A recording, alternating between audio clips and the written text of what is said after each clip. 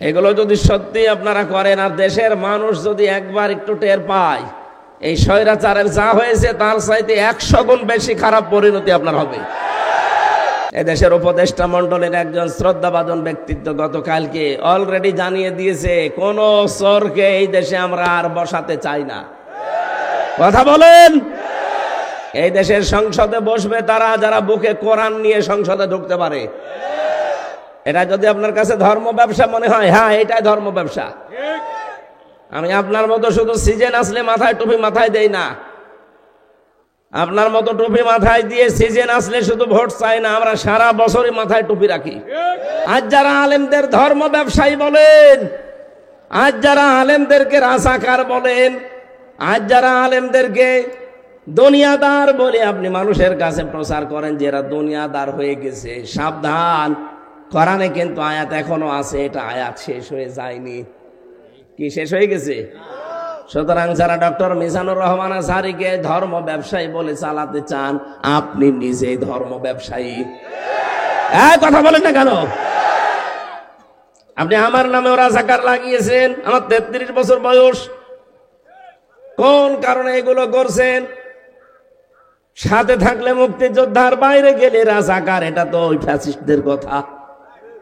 ওরা এতদিন এই ধোয়া তুলে চেতনার নাম নিয়ে এই দেশকে শাসন করেছে। আপনি আবার ওদের পথে পা বাড়াবেন মানে? এদেশের মানুষের সেন্টিমেন্ট বোঝেন। এদেশের যুবকরা কি চায় ওই দিকে তাকান। কে কথা বলে না কেন? নয়তো ওদের যে পরিণতি হয়েছে, ওদের তো 1 ভাগ, আপনি 99 ভাগ দেখতে পাবেন। 15.5-17 বছর একাধারে আপনাদের সাথেই তো ছিলাম, একজোট হয়েই তো সব কাজে ছিলাম। হঠাৎ করে আপনাদের কি হয়ে গেল? কে আপনাকে উস্কানি দিচ্ছে? কেউ কি কোনো কিছু দেখিয়েছে? না দেখিয়েছে তো অবশ্যই, নয়তো আপনার মুখ দিয়ে এরকম উল্টাপাল্টা কথা বের হয় কি করে? এতদিন তো বের হইতো না। আপনি আর আমি তো পাশাপাশি ছেলে ছিলাম, কই তখন তো কিছু বলেননি। এখন হঠাৎ করে এই স্বৈরাচারের ওই ধোয়া তুলেছেন যে এরা রাজাকার ছিল, কেন এতদিন বললেন না কেন? সুতরাং আপনাদের পেছনে হয়তো কেউ এই সম্পর্ক নষ্ট করার জন্য চেষ্টা চালাচ্ছে। কারো ফাঁদে পা দেওয়া যাবে না ভাই। আপনি দেখেননি এই 15.5 বছরে সবাইকে নিয়ে আলেমরা এক জায়গায় রেখেছিল। আপনি যেই বিএনপি করেন, সেই চরমনাই করেন, সেই হেফাজত করেন, জামাত করেন, সব কিন্তু থাকতাম এক জায়গায়। তখন কোনো ফতোয়া দেননি। হঠাৎ জালেমদের তৈরি করা এই উস্কানিমূলক কথাগুলো এখন মুখ দিয়ে আসছে। তার মানে বোঝা যাচ্ছে ভেতরে ভেতরে কিছু আপনারা করছেন। এগুলো যদি সত্যি আপনারা করেন আর দেশের মানুষ যদি একবার একটু টের পায়, এই স্বৈরাচারের যা হয়েছে তার চাইতে 100 গুণ বেশি খারাপ পরিণতি আপনার হবে। আমি কথাটা নরম ভাষায় বললাম, কারণ আমার তো শরীর পারছে না, গলাও পারছে না এই কারণে। কিন্তু কথাটা কি নরম কথা? যারা করছেন তারা থামেন। কি আরম্ভ করেছেন আপনি? স্বৈরাচারের কোন স্লোগান এই দেশে চলবে না। বলেন, জয় বাংলা স্লোগানও এদেশের দরকার নেই। এদেশের স্লোগান হবে আল্লাহু আকবার। এটা চান না? নারায়ে তাকবীর। কারা চান রাষ্ট্রীয়ভাবে এটা দেখি? লিল্লাহে তাকবীর।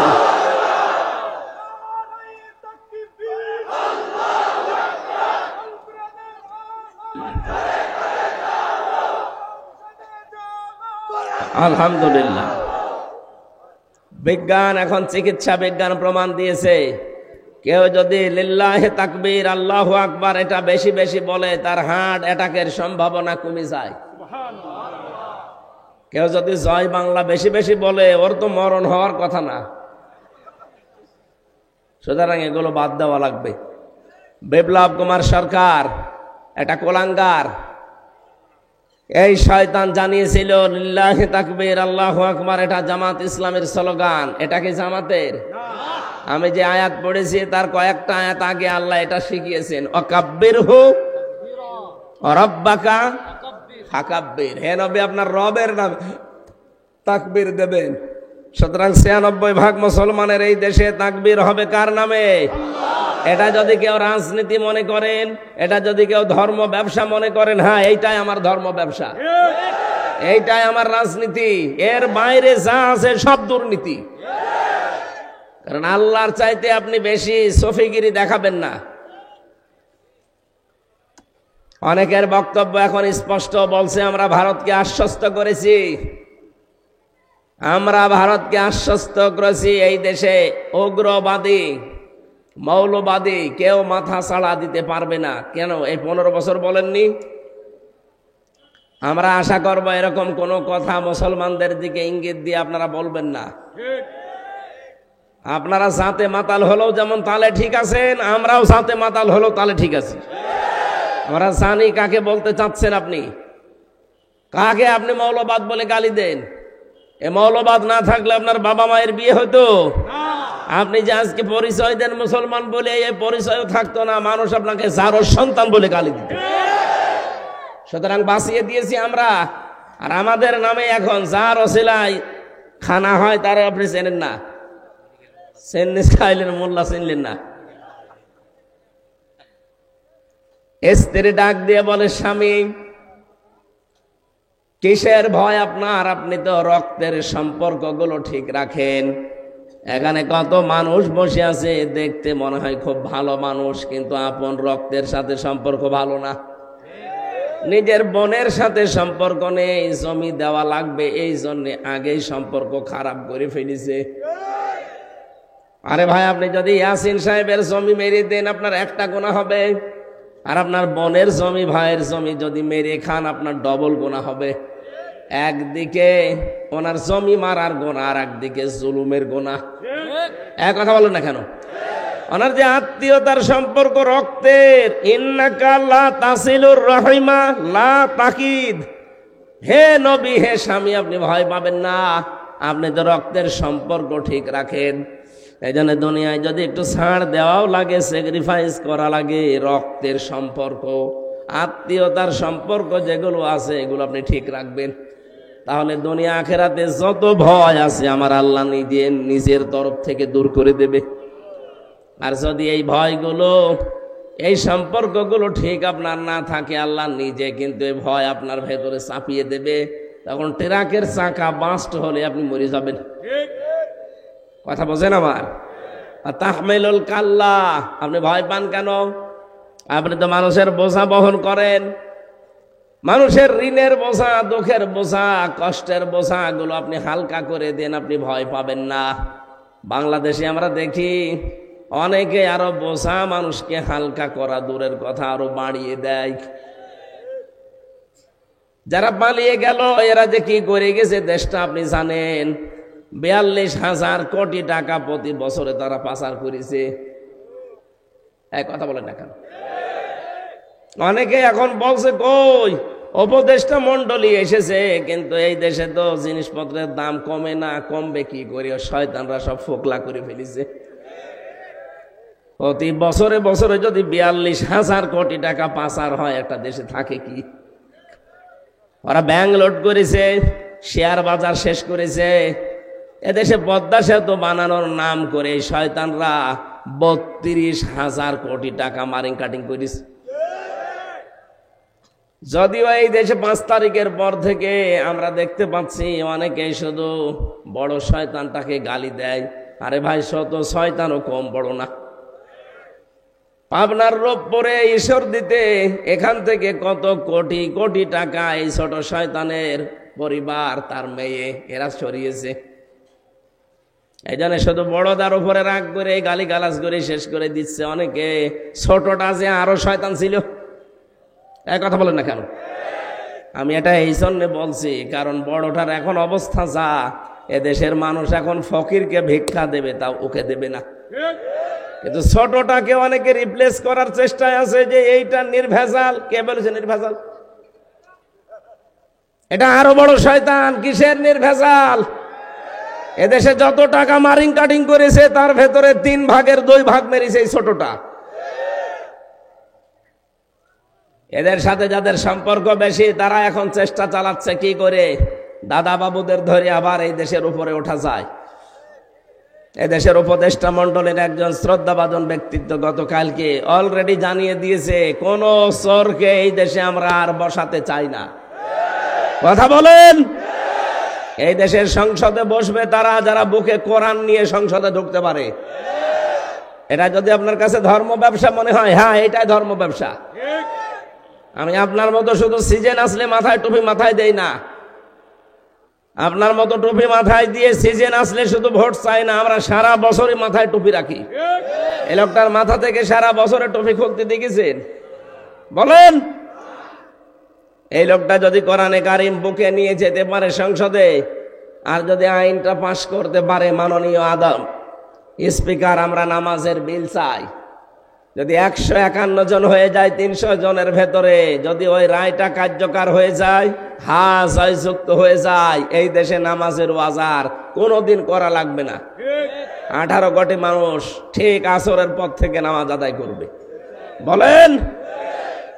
আপনি হয়তো একটা ভোট দিয়েছিলেন, কিন্তু 18 কোটি মানুষ নামাজ পড়লে যে সওয়াব হয়, আপনার একটা ভোটের কারণে আপনি সেই সওয়াব পাবেন।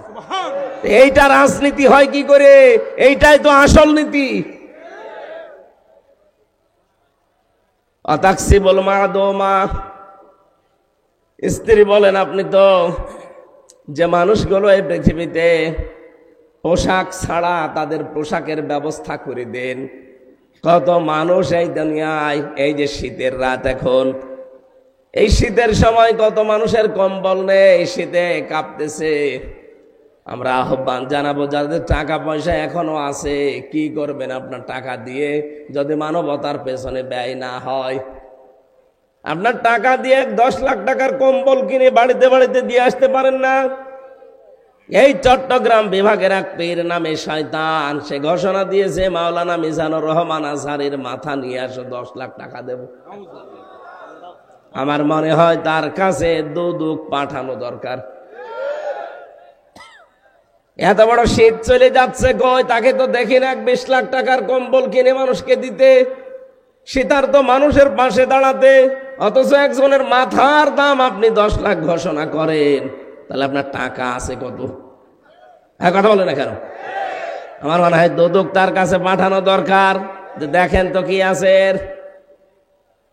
পীর নামে যে ব্যবসাগুলো খুলে সারা দেশে একই অবস্থা, ওরা যখন দেখে যে না ইসলাম আসলে আমাদের এই ব্যবসা তো চলবে না, তখন তারা উল্টা পাল্টা ফতোয়া দেয় যে যা হয়ে যায় যাক, আগে ইসলামী আন্দোলন একামতের দিন যারা, এদেরকে ঠেকান। কারণ ওরা ভালো করে বোঝে যে কোরআন আসলে আমরা যে ব্যবসা করে খাই এটা আগে বন্ধ হয়ে যাবে। অতঈনু আলা দীনি অতঈনু আলা নাওয়াইবিল হক। হে নবী, আপনি, হে আমার স্বামী, কখনোই ভয় পাবেন না। আপনি তো সত্যের সাক্ষ্য দেন, সাহায্য করেন সত্যকে প্রতিষ্ঠার জন্য। আমরা তো এইটাই চাচ্ছি। এই দুনিয়ায় সবচাইতে বড় সত্য আল্লাহর কোরআন, এর চাইতে সত্য আছে বলে আপনার মনে হয়? আরো জোরে বলেন। আমরা তো চাই এইটার প্রতিষ্ঠা। এই দেশে যারা একামতের দিনের দায়িত্ব পালন করে, কোন মানুষ যদি চায় যে আমি নিজে প্রতিষ্ঠা হবে, তার পেছনে থাকা জায়েজ নেই। কি কথা বলছেন? আর আমার যতটুকু বাস্তবতা আমি দেখেছি, না যারা সত্যি মন থেকে একামতের দিনের দায়িত্ব পালন করে, ওরা কখনো চায় না যে আমি দায়িত্ব পালন করব, জোর করে দেওয়া হয়, নিতে চায় না। বলেন। এই যে সেই গুণগুলো বললাম হাদিস থেকে, কোন মানুষের ভেতরে যদি এই গুণগুলো পাওয়া যায়, স্ত্রী যদি সাক্ষী দেয়, আপনি বুঝবেন আপনার জীবন সাকসেস, সফল হচ্ছে। বিশ্বনবী বাড়িতে আসলেন, অনেক দিন ওই বন্ধ ছিল। এই 5টা আয়াতের পর নবীজি ওই কম্বল গায়ে দিয়ে, চাদর গায়ে দিয়েই তিনি শুয়ে আছেন ভয়তে ভয়তে। নবীজিকে বারবার স্ত্রী ডাক দিয়ে বলছে, আপনি ভয় পাবেন না। ভয় পান কেন? যে কথাগুলো বললাম এগুলো থাকলে ভয় পাওয়া লাগে না। এর পরবর্তীতেই মহান আল্লাহ সূরা মুদ্দাসসিরের 1 থেকে 7 নম্বর আয়াত পর্যন্ত জিবরাইলকে দিয়ে পাঠিয়ে দিলেন। আমরা সেখান থেকে তার পরবর্তীতে পড়েছি, ইয়া আইয়ুহাল মুদ্দাসসির কুম ফানদির ওয়ারাব্বাকা ফাকাব্বির। হে কম্বলওয়ালা, এভাবে শুয়ে থাকার জন্য আপনাকে আমি পাঠাইনি, ওঠেন। রাব্বাকা ফাকাব্বির, আপনার রবের শ্রেষ্ঠত্ব ঘোষণা করেন। ফাংসির, মানুষকে সতর্ক করেন। বিশ্ব নবী এ দায়িত্ব পাওয়ার পরে তিনি উঠে দাঁড়ালেন। সতর্ক আরম্ভ করব কাকে দিয়ে? তিনি শুরু করলেন তার নিজের পরিবার থেকে। ওয়াজির আশিরাতাকাল আকরাবিন, আপনি সতর্ক করেন আপনার পরিবারস্থ লোকদের, যারা নিকট আত্মীয়, তাদের থেকে। এই আয়াত থেকে মাসলা বের হয়, দুনিয়াতে আমরা যারা দাওয়াতি কাজ করব, দায়ী ইলাল্লাহ, তাদের প্রথম কাজ হবে নিজের পরিবারস্থ আত্মীয় স্বজন, নিকট আত্মীয়দেরকে দিয়ে শুরু করা। এক কথা বলেন না কেন? কিন্তু এইটা আমরা অনেক কম দেখতে পাচ্ছি। এই কুমিল্লা নোয়াখালী থেকে চলে যাচ্ছে সেই খুলনাতে, যশোরে, কুষ্টিয়ায়, অথচ নিচে আত্মীয় স্বজন, নিকট আত্মীয়, বউ, ছেলে মেয়ে এখনো ইসলামের উপরে ওঠে নাই, ওর চিন্তাও নেই। এই জন্য আমাদের উচিত হবে সর্বপ্রথম শুরু করা। নবীকে আল্লাহ দিলেন আকরাবিন, নিকট আত্মীয় দিয়ে শুরু করেন। আমরাও যদি নিকট আত্মীয় দিয়ে সত্যি শুরু করতে পারতাম, তার পরিবার থেকে অনেক মানুষ অনেক সাপোর্ট পেতাম। আজ হাজারো মানুষ আমরা পরিবার থেকে কিন্তু সাপোর্ট পাচ্ছি না, শুধু এই আয়াত সামনে না থাকার কারণে। কথা বলেন না কেন? মুহাম্মদুর রাসূলুল্লাহ পরিবারের সাপোর্টের ব্যাপারে জানিয়েছেন। নবীজি বলেন, এই পৃথিবীতে উত্তম স্ত্রী তো তারা যারা নিজের স্বামীকে দিনের পথে, ইসলামের পথে চলতে গিয়ে সাহায্য করে, সহযোগিতা করে, উদ্বুদ্ধ করে। আপনারা খাদিজাতুল কুবরার নাম শোনেননি? মাইক গলা ভেঙে যাচ্ছে কেন? আওয়াজ বাড়িয়ে দেন। হযরতে খাদিজাতুল কুবরা রাদিয়াল্লাহু তাআলা আনহা, এদিকে তাকান। তিনি জীবনে কোনোদিন এক ওয়াক্ত নামাজ পড়েননি, একটা রোজা রাখেননি, একটা টাকা যাকাত দেননি, হজও জীবনে করেননি। অথচ আল্লাহ জান্নাতের ভেতরে নিজে একটা ঘর তৈরি করে খাদিজাকে সুসংবাদ পাঠিয়েছেন। মেয়েরা যারা এসেছেন তাদের এক কথাই বলছি, শুধু নামাজ পড়া, রোজা রাখা, কালো বোরকা পরা ইবাদত না, জান্নাতে আপনি যেতে পারবেন না। আপনার স্বামীকে খাদিজার মতো পেছন থেকে সাহায্য করা লাগবে, সহযোগিতা করা লাগবে, উদ্বুদ্ধ করা লাগবে, ছাড় দেওয়া লাগবে। কথা বলে না কেন? আপনার স্বামী যদি সত্যি একামতে দিনের কাজে থাকে, অজে দায়ীল আল্লাহর কাজে থাকে, মানবতার সেবায় থাকে, আপনি ঘরে বসে তাকে আরো সাহায্য করবেন, ছাড় দেবেন, সময় দেবেন, তাকে উদ্বুদ্ধ করবেন। আপনি তাহলে খাদিজাতুল কুবরার সাথে জান্নাতে ওনাকে আল্লাহ ঘর বানিয়ে পাঠিয়েছিল, আপনাকে আল্লাহ একটা ঘর বানিয়ে পাঠিয়ে, ঘর হয়তো এভাবে সুসংবাদ আসবে না, মৃত্যুর পরে আপনি খাদিজার সাথে পাশাপাশি জান্নাতে থাকতে পারবেন। বিশ্বনবী হঠাৎ এগুলো তৈরি করলেন। নিজের নিকট আত্মীয়র ভেতরে যখন আরম্ভ করেছেন, হঠাৎ ওই দেশের দ্বারা দায়িত্বশীল, তার মানে আবু জেহেল, ওলীদ বিন মুগীরা, আবু সুফিয়ান, আবু লাহাব, সবগুলো তড়িঘড়ি করে একটা বৈঠক ডাক দিয়েছে সংসদে, যে মোহাম্মদ যে নতুন করে যা আরম্ভ করেছে, সামনে হজের মৌসুম, যদি হজে বিভিন্ন দেশ থেকে হাজী সাহেবরা আসে, আর মোহাম্মদ যেটা বলতে চায় এটা যদি মানুষের কাছে চলে যায়, তাহলে তার দাওয়াতি কাজ সহজ হয়ে যাবে, তার ধর্ম প্রচার সহজ হয়ে যাবে। কি করে এটা বন্ধ করা যায়? পরামর্শ দাও তো দেখি। পরামর্শ চলছে। ওলীদ বিন মুগীরাকে দায়িত্ব দিয়েছে যে আপনি জাতির এই সংসদের, আপনি মনে করেন এখন হুইপ, বিরোধী না, সরকার দলীয় আপনি হুইপ, আপনি এখন এই আমরা যে মতামত দিলাম এখান থেকে কাটছাট করে চিন্তা ভাবনা করে পরামর্শ দেন, কি করব আমরা, সিদ্ধান্ত জানান। একজন পরামর্শ দিয়েছে, এক কাজ করো, মুহাম্মদের বিরুদ্ধে আজকে থেকেই একটা বদনাম ছড়িয়ে দাও যে মুহাম্মদ মিথ্যাবাদী। বলেন নাউজুবিল্লাহ। ওলীদ বিন মুগীরা বলছে, না, ও তো আমাদের সামনে বড় হয়েছে, এই 40টা বছর জীবনে অনেকে কোনোদিন মিথ্যা কথা বলতে শুনিনি, এইটা জনগণ খাবে না, আর একটা নিয়ে আস। আর একজন বলছে এক কাজ করেন, ওকে শুধুমাত্র মিথ্যাবাদী বলা যাবে না, ওকে আপনি এক কাজ করেন, কবি বলে চালিয়ে দেন। লোকজন বলছে না, ও যেভাবে তেলাওয়াত করেন ওটা কবিতার মতো শুধু না, কবিতা তো একবার পড়লে আর একবার পড়তে মন চায় না, কিন্তু এ যে পড়ে একবার পড়লে মনে হয় একেবারে কলিজার ভেতরে যে লাগে। এটা দিয়ে কাজ হবে না। আর একটা বলো, কেউ বলছে এখন এক কাজ করুন, ওনাকে গণক বানিয়ে দেন, এইটা বলে প্রচার করেন যে মোহাম্মদ গণক, এটাও খাবে না। কি করবেন? তাকে পাগল বলে চালিয়ে দেন। বলেন নাউজুবিল্লাহ। পাগল বলেও চালিয়ে দিলে হবে না, কারণ পাগলের চেহারার সাথে মোহাম্মদের চেহারার কোনো মিল নেই। পাগলের চুল থাকে উস্কো খুস্কো, দাঁতে থাকে ময়লা, চেহারায় থাকে ময়লা। ওর যে চেহারা একবার দেখলে আর একবার তো কোনোদিন মুখ ফেরাতেই মনে চায় না। সুতরাং এ নামে হবে না, নতুন কিছু তৈরি করো। ওই সময় এক বৈঠকে বিশ্ব নবীকে আল্লাহ 5টা, ওই কাফেররা 5টা অপবাদ দিয়েছিল। কয়টা? আরো জোরে। 1 নম্বরে মিথ্যাবাদী, 2 নম্বরে গণক, 3 নম্বরে জাদুকর, 4 নম্বরে কবি, 5 নম্বরে পাগল। রব্বুল আলামিন এই 5টার জবাব তিনি 5টা গুণ বর্ণনা করে দিয়েছেন। সূরা আহজাবের 45-46 নম্বর আয়াত নাযিল করে আল্লাহ বলেন, ওই 5টা অপবাদ দিয়েছে আমার নবীর উপরে ওয়ালিদ বিন মুগীরা, আমি উল্টা করে এই 5টাকে পাল্টিয়ে দিলাম। ইয়া আইয়ুহান নাবিয়্যু ইন্না আরসালনাকা শাহিদাও ওয়া মুবাশশিরাও ওয়া নাযীরা ওয়া দাঈয়ান ইলাল্লাহি বিইযনিহি ওয়া সিরাজাম মুনীরা। বলেন আল্লাহু আকবার।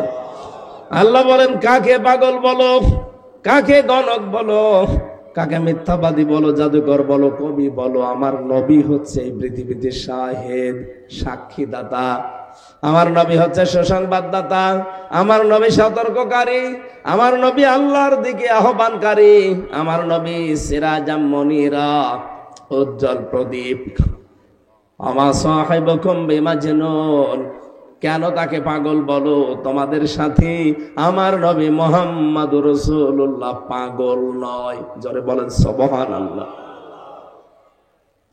ওয়ালিদ বিন মুগীরা ডাক দিয়ে বলছে, এভাবে যদি কাজ না হয়, আমরা কিছু কিছু লোক ঠিক করে রাখি,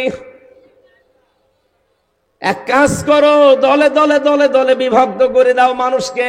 হাজিরা যেখানে যেখানে তাবু গাড়বে বাইরের দেশ থেকে এসে, আমরা যারা নেতা আছি এক এক নেতার সাথে 4-5 জন করে গিয়ে ওই তাবুর সামনে দাঁড়িয়ে ঘোষণা দেওয়া লাগবে মুহাম্মদের ব্যাপারে এমন এমন কথা যেন মানুষ ঘৃণা করে ওর কাছেও আসতে না চায়। ওরা যত অপপ্রচার করেছে আমার আল্লাহ ওইটাই প্রচার হিসাবে নবীর পক্ষে চালিয়ে দিয়েছে। 1500 বছর আগে আমার মনে হয় ওই সময় আবার বাংলাদেশে ফিরে এসেছে ইসলামপন্থী মানুষদের, আলেম ওলামাদের, নবীর ওয়ারিসদের বিরুদ্ধে আজ যারা অনেকে এমন ভাবে আরম্ভ করেছেন, রব্বুল আলামিন ওই জামানায় নিজে জবাব দিয়েছিলেন। আল্লাহ পাক বলেন, ফাইন্নাহু ফাক্কারা ওয়া কদ্দারা ফাকুতিলা কাইফা কদ্দারা সুম্মা কুতিলা কাইফা কদ্দারা। ধ্বংস হয়ে যাক ওই মানুষগুলো। কতিলা মানে এখানে হত্যা না, কতিলা মানে ধ্বংস হওয়া।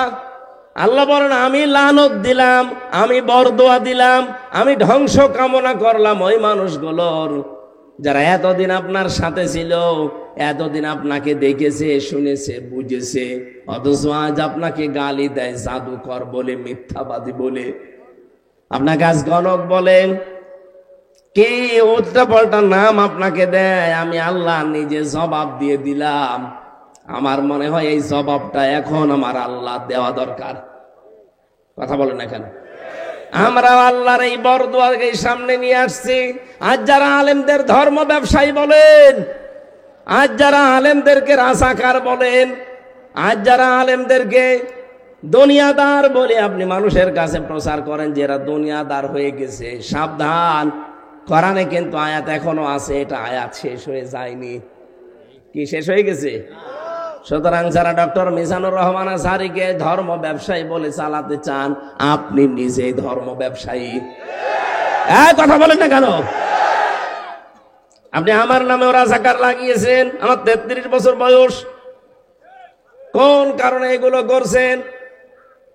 সাথে থাকলে মুক্তিযোদ্ধার, বাইরে গেলে রাজাকার। এটা তো ওই ফ্যাসিস্টদের কথা। ওরা এতদিন এই ধোয়া তুলে চেতনার নাম নিয়ে এই দেশকে শাসন করেছে। আপনি আবার ওদের পথে পা বাড়াবেন মানে? এদেশের মানুষের সেন্টিমেন্ট বোঝেন, এদেশের যুবকরা কি চায় ওই দিকে তাকান। কে কথা বলে না কেন? নয়তো ওদের যে পরিণতি হয়েছে, ওদের তো 1 ভাগ, আপনি 99 ভাগ দেখতে পাবেন। গতকাল তারেক জিয়া কি আফসোস করছে, আমি পুরাটা শুনলাম, যে আপনারা থামেন। কারা যেন আমাদের ভেতরে ঢুকে আজ আমাদের দলটাকে, এই মাজলুম দলটাকে ধ্বংস করার জন্য অনেকে উঠে পড়ে লেগেছে। সুতরাং যারা মাজলুমদের বিপক্ষে অবস্থান নিয়েছেন, আপনি যে কে, আপনাকে কিন্তু জাতি চিনে ফেলছে। আপনি যে চরম ইসলাম বিদ্বেষী। আপনি ছাত্রলীগের সভাপতি ছিলেন, সেখান থেকে হাসিনা নমিনেশন দেয়নি, আপনি এসেছেন আবার এই মাজলুম দলে। এই কিশোরগঞ্জে বাড়ি, ফজু পাগলা, ও আলেমদের নামে এখন পাগল হয়ে গেছে, উলট পালট কথা বলছে। আমরা চাই যত তাড়াতাড়ি পারেন ওকে পাবনায় নিয়ে ভর্তি করেন। কথা বলেন না কেন? ওর মতো আরো সেই কয়টা পাগল হয়ে গেছে, তাদেরকে তাড়াতাড়ি পাবনায় পাঠান। কারণ পাগল যত বাইরে থাকবে জিনিসপত্র নষ্ট করবে। কারে হাত ধরতে যে কামড় দিয়ে ফেলবে, এ কথা বলছে না কেন? বিশ্ব নবীকে আল্লাহ জানালেন, হে নবী, জারনি, আমি তেলাওয়াত করেছিলাম, জারনি ওয়াল জারনি ওমান খালাকতু ওয়াহিদা ওয়া জাআলতু লাহু মালাম মামদুদা ওয়া বানিনা শুহুদা। হে নবী, আপনি ছাড়েন, ওদের কথাটা ছেড়ে দেন, আমার দায়িত্ব ওদের দিয়ে দেন। আমি ওদের বানিয়েছি, আমি দেখতেছি। সুতরাং এই আয়াতটা পড়ার পরে ভরসা পাই, আল্লাহ তুমি নিজেই জানিয়েছো যে ওদেরকে তুমি ছেড়ে দাও, আমি দেখতেছি, আমরা ছেড়ে দিলাম। আর যারা এই মাজলুম দলগুলোর উপরে এরকম মিথ্যা অপবাদ চাপাতে আছে, তুমি তাদের দায়িত্ব নিয়ে নাও। ইন্না বাদশা রাব্বিকাল আসাদিদ। আল্লাহ বলেন, আমি কিছু বলি না, যদি একবার ধরি ওরে আর ছাড়ি না। এজন্য আল্লাহর ধরা পড়ার আগে আপনি নিজেকে নিজে পাল্টান, নিজেকে থামান, নয়তো আল্লাহ যদি একবার ধরে ফেলে বাপ বলার সময় পাবেন না। রব্বুল আলামিন স্মরণ করিয়েছেন ওই লোকটাকে, হে নবী, আমি কিন্তু ওই লোকটাকে বহু কিছু দুনিয়ায় দিয়েছি। ওয়াজআলতু লাহু মালাম মামদুদা, বিশাল সম্পদের অধিকারী তাকে বানিয়েছে। তাকে নেই থেকে আমি আব্দু উবাই বিন ওয়ালিদ ইবনে মুগিরা বানিয়েছি। আপনি তাকান, এই লোকটাকে কত কিছু দুনিয়াতে আল্লাহ দিয়েছিলেন। ওয়াজআলতু লাহু মালাম মামদুদা ওয়া বানিনা শুহুদা, তাকে ধন সম্পদ এবং সন্তান সন্ততি দিয়ে, প্রভাব প্রতিপত্তি দিয়ে আল্লাহ ভরে রেখেছিলেন। এই 15.5 বছরে মানুষ যা কামাই করেছে, আমরা দেখতে পেয়েছি। এই মানুষগুলো যদি আল্লাহর দিকে একনিষ্ঠভাবে ফিরে আসতো, জনগণের দিকে ফিরে আসতো, এই জনগণ কোনোদিন তাদেরকে তাড়িয়ে দিত না। আপনি কোন কারণে এটা করতে গেলেন? এখন তো নিজে ভোগও করতে পারলেন না, নিজের সন্তানাদি নিয়ে আরামে থাকবেন তাও পারলেন না, পুরা জীবনটা জাহান্নাম বানিয়ে ফেললেন। আমি মালয়েশিয়া ছিলাম কিছুদিন আগে, এসে দেখেছি ওখানে সাহেব পাড়া বানিয়েছে। কানাডায় তো আছে বেগম পাড়া, আর এখানে বানিয়েছে সাহেব পাড়া। থাকতে পারে না শয়তানরা, বানিয়েছে কোটি কোটি টাকা খরচ করে, কিন্তু থাকতে পারে না। যেই হোটেলে উঠতাম দেখি হোটেলের নিচে নামলেই 2 জন বসে বসে গল্প করছে। কি এখানে কি? বলো, হুজুর আমরা আগেই পালিয়েছি। কেন থাকবেন না সাহেব পাড়া? আমরা ওখানে থেকে মার খাবো। এদেশের জনগণ আছে, বাংলার জনগণ এখানেও আছে, যদি দেখে যে সাহেব পাড়ায় এসে লুকিয়ে আছে, পিটিয়ে লাশ বানিয়ে ফেলবে। এখান থেকে শিক্ষা নেওয়া যায় না। আজ পাগল হয়ে গেছেন যে তাড়াতাড়ি, এত তাড়াতাড়ি আপনার দরকার কি? একটা সময় দেবেন না। 1628টা চেয়ারে জালেমরা বসেছিল, এখন ওই জালেমরাই আছে। ওই জালেম গুলোকে আজ নামানো লাগবে না। আন্দাজে নির্বাচন দেন, নির্বাচন দিয়ে করবে কি? আবার দিনের ভোট রাতে হবে। কথা বলে না কেন?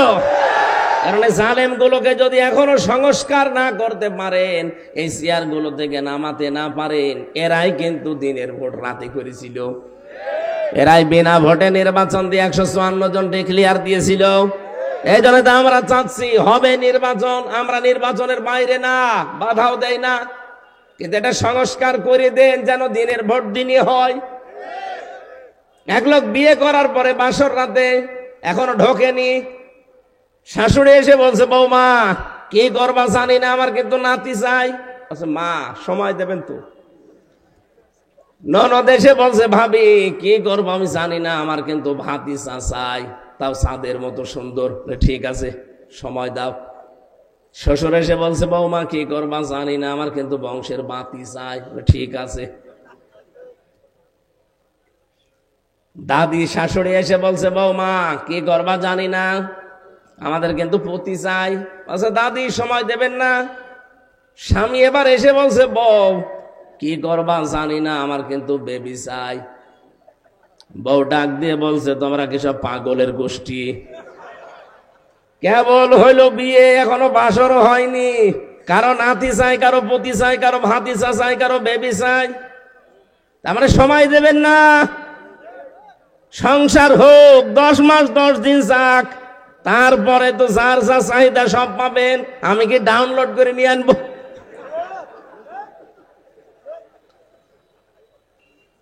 আমরা তো ঠিক ওই কায়দায় আছি কি? আরে ভাই কয়দিন দায়িত্ব পেয়েছে, আপনি পাগল হয়ে গেছেন কেন? বুঝতেছি আপনারও হারিসা বলেছে মিথ্যা না যায়, একদল খেয়ে গেছে আর একদল রেডি হয়ে আছে, এমনি বলেনি। এদেশে 48টা নিবন্ধিত দল, কেউ তো তাড়াতাড়ি করছে না। আপনারা এত তাড়াতাড়ি কেন? কথা বলেন না কেন? আপনারা এত তাড়াতাড়ি কেন? সময় না দিলে ওকে ডাউনলোড করে নিয়ে আসবে বাচ্চা। আরে সময় অন্তত দেন।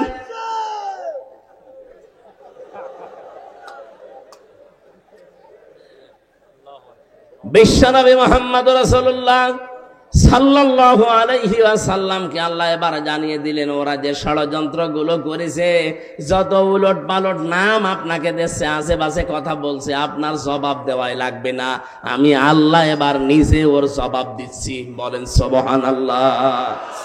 আল্লাহ রাব্বুল আলামিন বলেন, ওমাহাদুলাহু তামহিদা সুম্মা ইয়াতমাউ আন আযীদা।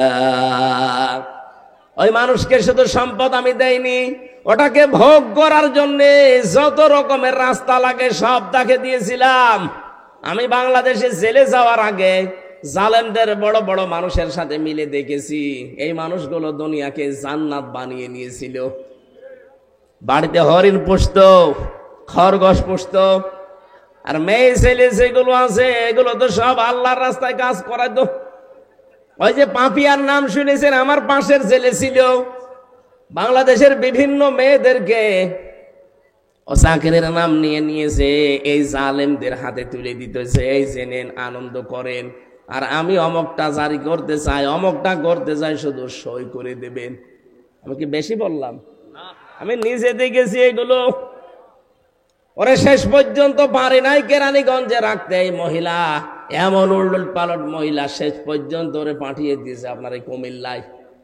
এখানেও পারে না, এখান থেকে পাঠিয়েছে আবার ঢাকায়।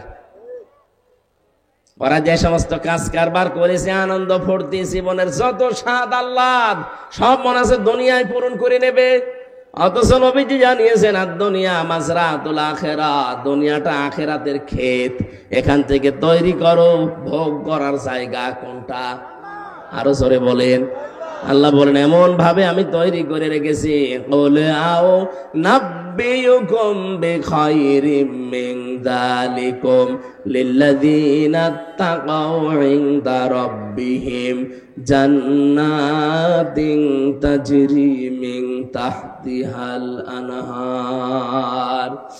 হে নবী, ওদেরকে বলেন আমি কি তোমাদেরকে এমন একটা উত্তম জিনিসের সংবাদ দেব, সেটা হচ্ছে জান্নাত।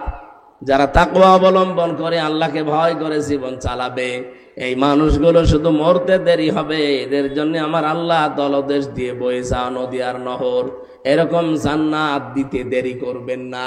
বলেন সুবহানাল্লাহ।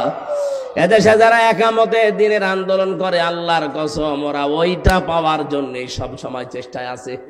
এজন্য দুনিয়ায় আমরা কিছু পাই না পাই এটা আমাদের আফসোস নেই, আমাদের একটাই টার্গেট, আমাদের চোখ বন্ধ হওয়ার পরে যেন আল্লাহ পাক হযরতে আসিয়াকে যেভাবে জান্নাত তুলে ধরেছিলেন, আমাদের সামনেও যেন আল্লাহ তুলে ধরে।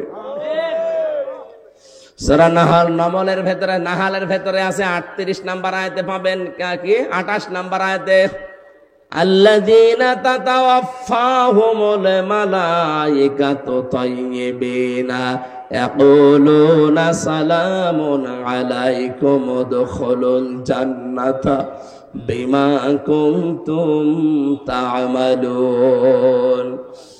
মানুষের জীবন যখন পবিত্র হবে, পরিচ্ছন্ন হবে, ওলট পালট কাজ যখন জীবনে থাকবে না, এই মানুষটা পবিত্র জীবন নিয়ে যখন আছাড় খেয়ে মরণের বিছানায় পড়বে, ফেরেশতারা এসে বলবে ইয়াকুলুনা সালাম আলাইকুম উদখুলুল জান্নাহ, আল্লাহর বান্দা তোমাদের উপরে আল্লাহর শান্তি বর্ষিত হোক, কোনো চিন্তা নেই, প্রবেশ করো ওই জান্নাতে তোমাদের এই কাজ কারবারের কারণে।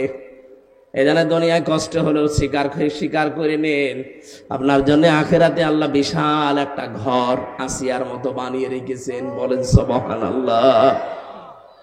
আল্লাহ রাব্বুল আলামিন বলেন, হে নবী, আপনাকে আমি দেখতে পাচ্ছি আপনি শুয়ে আছেন, অনেক দিন হয়ে গেল ওহী আপনার কাছে যায়নি, ওঠেন তাড়াতাড়ি, সতর্ক করেন বান্দা বান্দীদেরকে। আজ অর্থনীতি অপবিত্র, সুদ দিয়ে, এক কথা বলছে না কেন, শিক্ষা ব্যবস্থা সেকুলার দিয়ে পুরাটা অর্থ শিক্ষা ব্যবস্থা নাপাক বানিয়ে ফেলেছে। এই 15.5 বছরে কি আরম্ভ করেছিল আপনি টের পেয়েছেন? শিক্ষা ব্যবস্থার ভেতরে এই শরীফা নামের গল্প দিয়ে মানুষদেরকে সমকামিতা তৈরি করার চেষ্টা ছিল।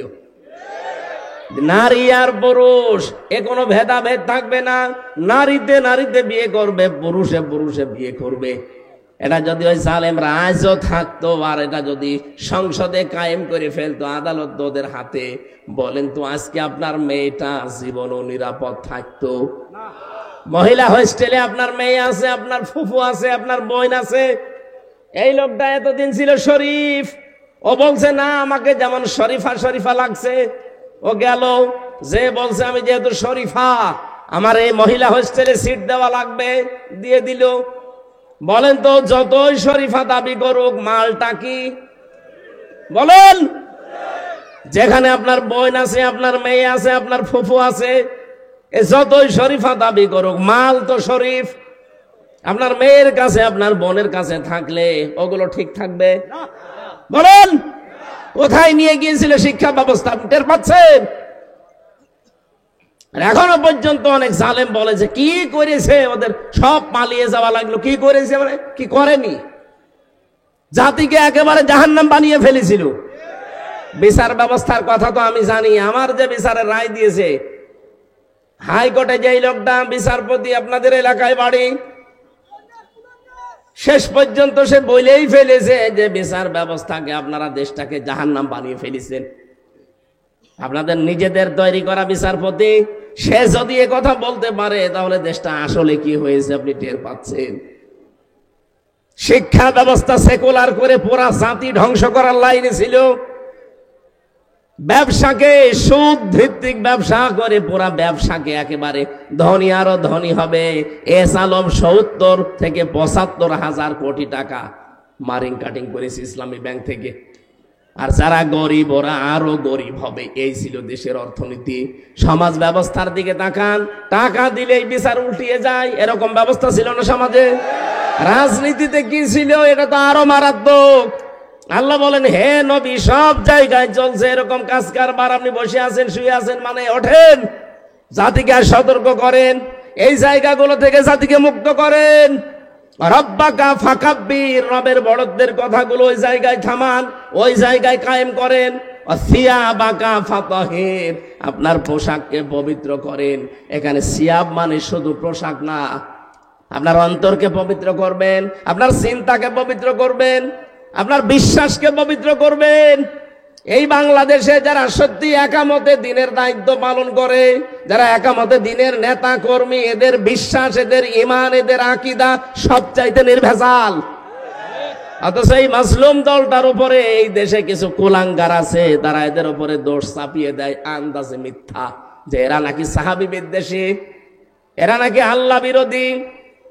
একটা মাসলুম দল আজ 53-54 বছর বিনা কারণে মার খাচ্ছে, আর আপনি আন্দাজে দোষটা তার উপরে চাপিয়ে দেন।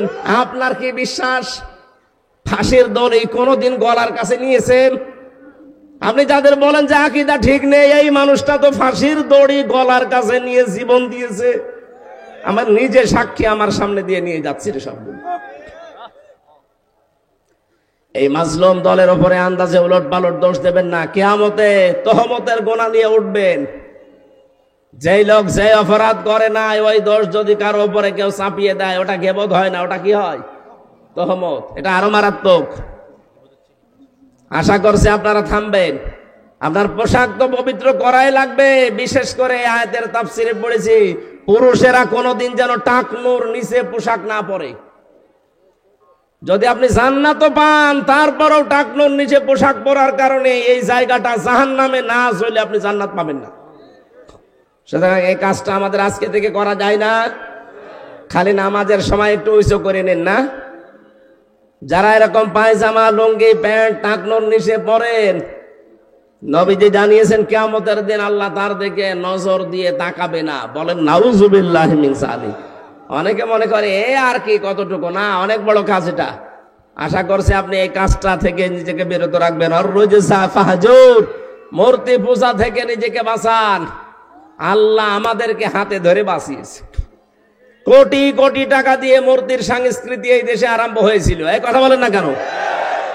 কোন জায়গাটা বাকি ছিল মূর্তি দিতে? মসজিদেও দেওয়া আরম্ভ করেছিল। মসজিদের টয়লেট, ওখানে দেখবেন ছবি টাঙানো আছে, বঙ্গবন্ধু টয়লেট। হ্যাঁ, আমি নিজে দেখেছি।